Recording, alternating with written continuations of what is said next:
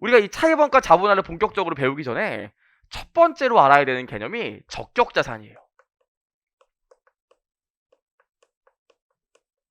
적격자산. 적격자산이라는 게 뭐냐면 차입원가 자본화가 강제 사항이긴 하지만 모든 자산에 대해서 다 차입원가 자본화를 해주는 게 아니라고요. 실제로 차입원가 자본화하는 거 이거 엄청나게 번거로워요. 계산도 막 번거롭고. 그래서 이 적격자산이라는 건 뭡니까? 자본화를 해야 되는 애들만 해야 되는 자산들을 적격자산이라고 한다고요. 그럼 여러분 한번 유추해보자. 기본적으로 적격자산이 되려면 어떤 애들이 적격자산이 될까? 적격자산이 되는 애들은 어떤 애들이 될까요? 아, 읽지 말고 날 봐요 그냥. 그쵸? 잘 보이려고 옷도 새로 사 입고 왔는데 아무도 안 쳐다봐. 보시죠. 제가 딸이 2명 있고 저희 집에서 저 빼고 다 여자거든요. 근데 제가 코를 좀 심하게 걸어서 신혼 때부터 제가 그냥 와이프 임신하고서부터 따로 잤어요. 저번에도 얘기했잖아요. 그래서 그러다 보니 요즘도 따로 자고 애들이랑 와이프는 같이 자고 저는 따로 자거든요. 그럼 이제 한 10시까지 10시 반까지 놀다가 이제 각자 자러 들어가요. 걔네들은 개방 와이프 걔네들이 와이프랑 애들은 저 안방 가고 저는 제 방에서 이렇게 쪽방에서 이렇게 쓰러져 있으면 저쪽에서 막 하하하 호호 한다고요. 그럼 왠지 나는 진짜 이방인인 것 같아. 그럼 이렇게 누워있다가 쓸쓸해 갑자기. 그럼 핸드폰을 이렇게 내려놓고 저도 간다고 문을 탁 열고 간다고요. 그럼 둘째 딸이 아빠 저리 가 이런다고요. 엄마가 있을 거니까 저리 가. 그리고 막 첫째 딸 자는 척 아빠 왔다 자는 척해지 막 그러고. 어저께는 너무 열받아갖고 둘째 딸이 막 아빠 저리 가 그러더라고요. 그래서 제가 둘째 딸 이렇게 살금살금 다가갖고 볼에 뽀뽀를 쭉 했어요. 그랬더니 이게 진짜 하나도 오버 붙이는 게 아니라 볼에 뽀뽀 딱 했더니 제가 둘째 딸 갑자기 막 이러는 거예요. 4살짜리가 눈물을 흘리면서 그냥 제 방으로 돌아왔어요. 그쵸? 아무도 날 안 봐. 그래서 여러분이 좀 봐주셔야 돼요. 돌아와서 그렇죠 뭐. 자 돌아와서 그럼 적격자산은 주로 어떤 애들이 적격자산이 될까? 일단 만드는데 시간이 오래 걸려야 된다고요. 지금 당장 수익을 창출할 수 없는 애들이 적격자산이 되기 때문에 기본적으로 적격자산은 그냥 가볍게 쓰게 필기하지 마세요. 완성되는데 시간이 오래 걸려야 돼요. 다른 말로 지금 당장 수익을 창출할 수 있는 애는 적격자산 차입원가 자본화를 해줄 필요가 없다고요. 따라올 수 있겠지? 두 번째로 또 어떤 애들이 자본화가 돼야 되냐면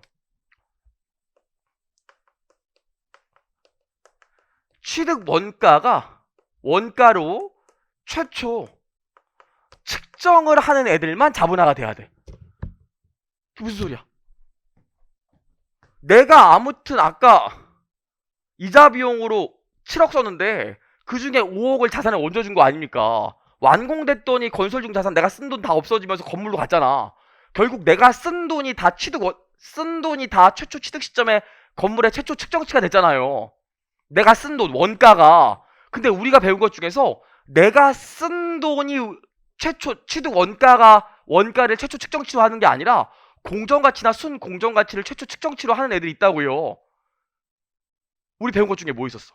노니모, 피카츄, 송아지, 새끼 양새끼. 얘들 태어나면 그냥 순공정가치로 측정했지 내가 낸 돈으로 측정하지 않았죠. 그럼 기본적으로 내가 쓴 돈이 취득 원가로 들어가야 나중에 감가상각비로 비용 처리가 돼서 수익과 비용이 정확히 대응될 건데 내가 쓴 돈을 자본했더니 막상 자산은 취득 시점의 공정가치나 순공정가치로 측정한대. 그럼 그런 애들은 자본화를 해줘도 수익과 비용이 정확히 대응이 안 되겠죠. 무슨 말인지 따라오시죠? 내가 100억 썼어. 이자 비용까지 다 빼서. 그럼 100억을 자산의 취득 원가로 기재해야 요걸 사용하는 기간 동안 감가상각비로 비용 처리해줘야 될 거 아닙니까? 그래야 지금 비용 처리 안 해도 나중에 비용 처리가 될 거 아니야. 근데 내가 쓴 돈은 100억인데 취득 원가를 공정가치는 120억이나 80억으로 한대요. 그럼 내가 쓴 돈이 다 자산의 최초 측정치가 안 되기 때문에 요걸 나중에 비용 처리해도 수익과 비용 내가 쓴 것만큼 비용 처리가 안 될 거 아니야. 이해할 수 있겠죠? 이런 애들은 자본화 해줘봤자 그 의미가 퇴색된다고요. 자본화를 해주는 이유가 뭔데? 내가 쓴 돈만큼 나중에 비용 처리하겠다는 건데 내가 쓴 돈만큼 자산의 취득 원가로 자산의 최초 측정치로 기록이 안 되면 자본화의 애초의 목적을 이룰 수가 없다고요. 따라오시겠어요? 그래서 반드시 적격자산이 되려면 취득 원가가 최초 측정치가 돼야지 공정가치나 순공정가치를 기준으로 최초 측정을 하면 안 된다고요. 이해할 수 있겠지? 그래서 생각해봐. 적격자산 자본화가 적격자산이 안 되는 애들을 우리가 생각해보면 제일 먼저 딱 생각나는 게 뭐야? 적격자산 안 되는 거 딱 생각나는 거 재고자산은 보통 안 될 거라고요. 보통 오래 만들어서 오래 팔지 무슨 재고자산이 막 2년 3년 만들어. 미켈란젤로요? 조각해요? 오래 만들어서 오래 팔 거라고요. 그래서 일반적으로 재고자산은 적격자산 차입원가 자본화의 대상이 되는 적격자산이 되지 못해요. 따라오시겠습니까? 여기까지? 두 번째로 뭐가 있을까? 두 번째로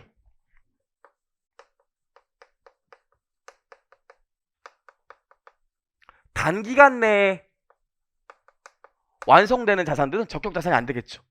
아니 올해 만들기 시작하면 3개월 안에 나온대. 그럼 이거 할 필요 없잖아요. 제가 네이버에서 슬랙스를 샀거든요. 티셔츠는 비싼 거 사지만 슬랙스는 뭐 10,000원짜리 사도 되니까.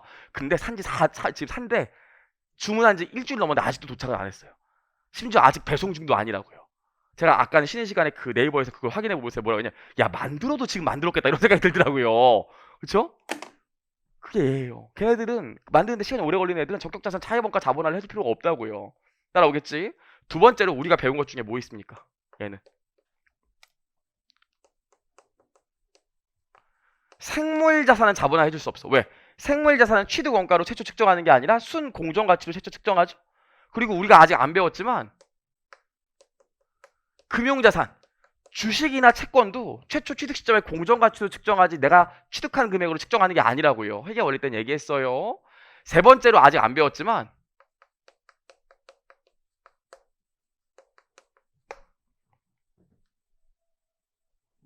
투자부동산 공정가치 모형을 쓰는 애들 같은 경우에 투자부동산도 안 된다고요. 얘도 자기 기준서에서 별도로 얘기하고 있기 때문에 이게 안 돼요. 좋아요. 여기까지요. 그럼 한번 읽어볼게요. 409페이지. 적격자산은 위도된 용도로 사용하거나 판매 가능한 상태에 이르게 하는데 상당한 기간을 필요로 하는 자산을 말한다. 여기서 주의할 점은 금융자산이나 생물자산과 같이 최초 인식 시점에 공정가치나 순공정가치로 측정되는 자산은 안 된다. 왜? 실제로 내가 들인 돈을 자산의 최초 측정치로 보지 못하기 때문에 얘는 안 된다고요. 두 번째로 단기간 내에 제조되거나 다른 방법으로 생산되는 재고자산은 적격자산에 해당하지 않는다. 왜? 올해 만들어서 올해 팔 것 같은 애들을 뭐하러 자본화 시켜줍니까?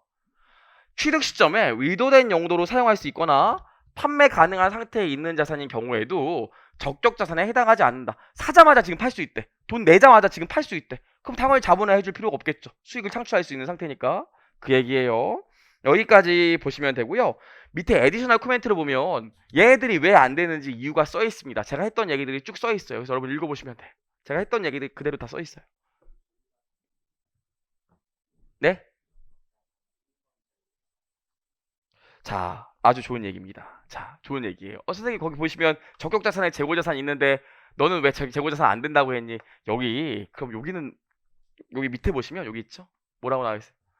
단기간 내에 제조되거나 다른 방법으로 생산되는 재고자산. 그럼 예를 들어서 현대중공업 같은 경우엔 유조선 재고자산이 아니야.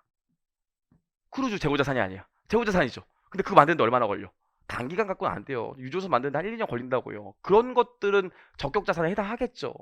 제가 여기서 말하는 재고자산 어떤 재고자산이에요? 단기간 내에 완료가 되는 재고자산이라고요. 이해하시겠죠? 그래서 굳이 써놓으신다면 거기 박스에 있는 1번의 재고자산은 단기간 내에 생산이 안 되는 거고, 그쵸? 밑에 나와 있는 그 박스 밑에 두 번째 줄에 나와 있는 재고자산은 단기간 내에 완성이 되는 재고자산이고, 구분할 수 있겠죠? 그래서 포인트가 뭐라고요?